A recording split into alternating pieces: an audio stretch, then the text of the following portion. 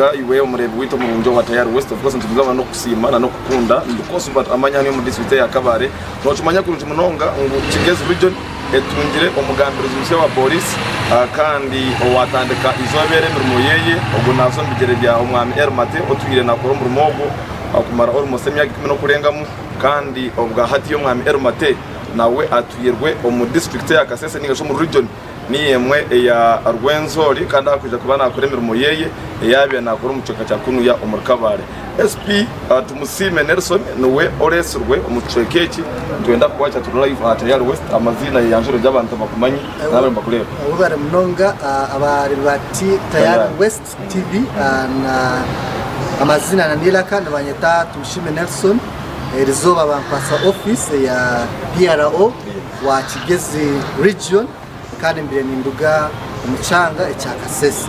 kandi nshimwe munonga okwisha Kabare kandi abantu banyakirage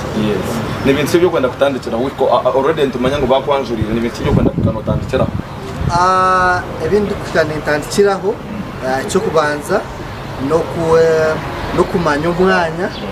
kumanya geography ya Kigezi Elieta abo kuba ekirikwaho kanaho na Kasese nturango Kigezi ni mpangoho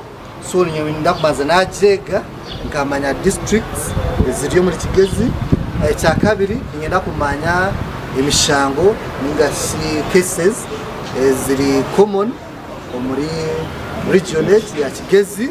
abo abangambire obwisi bwire obwamani kandi uresiweho ubutabankomaka hamwe na no kurwanira amataka umutsange cya Kigezi maybe kindi ntwenda ngutwetegereze umure wita ayitegereza kugira ngo enkorengana yawe n'abanyamakuru ito tuhaba kutware bwatugandura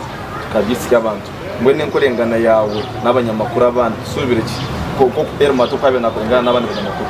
icyo kubaza sabyo na Ermate abire nakoragana n'abanyamakuru kurungi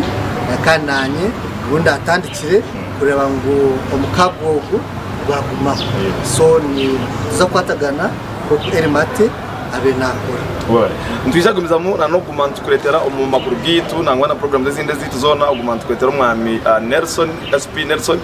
kandi kutwagira mu mugambirizo musya wa police ahabwa icyoke cya Kigezi n'ebindi byinje ubwo hati yabana yakirwa kandi yakwasibwa kurunga munonga office yeye katugaruka mu studio ndakoso but amanya hano yo mu district ya Kabare